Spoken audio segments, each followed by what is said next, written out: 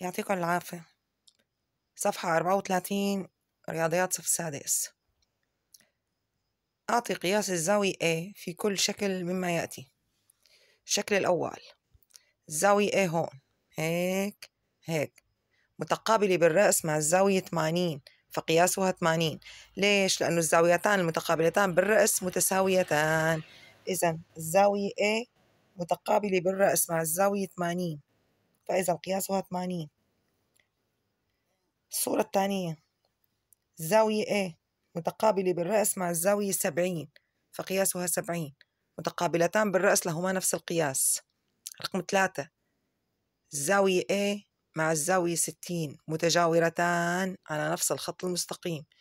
كيف بحسب قياس A؟ مجموع الزاويتان المتجاورتان على خط مستقيم واحد 180، نقص 180 ناقص 60 بيطلع معي 120. قياس A هون 120. خطان متعامدان، فقياس هون الزاوية 90 قائمة. A متقابلة بالرأس مع زاوية قائمة فهي قائمة، كمان قياسها 90. الزاوية A متجاورة مع 70 على نفس الخط المستقيم، نفس فكرة هي، كمان بنقيس 180 ناقص 70 بيطلع 110. منعيدي الشكل الأول، A متقابلة بالرأس مع 80 فقياسها 80. A متقابلة بالرأس مع 70 فقياسها 70.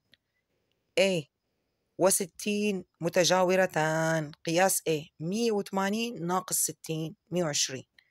A قائمة ومتقابلة بالرأس مع زاوية قائمة فقياسها 90. A و70 متجاورتان فقياسها 180 ناقص 70 110. هيعطيك ملاحظة، مجموع قياسات زوايا أي مثلث بتساوي 180 درجة مشان نستخدمها بالحل هون. في الشكل المجاور AOB 50، AOB هي الزاوية 50، ODC 70، ODC هي الزاوية اللي هون 70. احسب قياس كل من الزاويتين COD. COD الزاوية COD متقابلة بالرأس مع الزاوية BOA إلى نفس القياس، هون 50 وهون 50. C بدي أحسب الزاوية C. صار عندي مثلث OCD في زاويتين D 70 O 50، لازم كلن يكونوا 180. 70 و50 يعني 70 زائد 50 120، نقص 180 ناقص 120 بضل هون 60. مجموع قياسات زوايا المثلث يساوي 180، تستخدمها هون. طلعت معنا هي 50 بالتقابل بالرأس مع فوق 50 و70 120، شو بضل ال 180 60، هي بيطلع قياسها 60. احسب قياس BOD. BOD مجاورة لل50. BOD هي الزاوية المنفرجة مجاورة لل50، شو قياسها؟ 180 ناقص 50 130. احسب قياس AOC.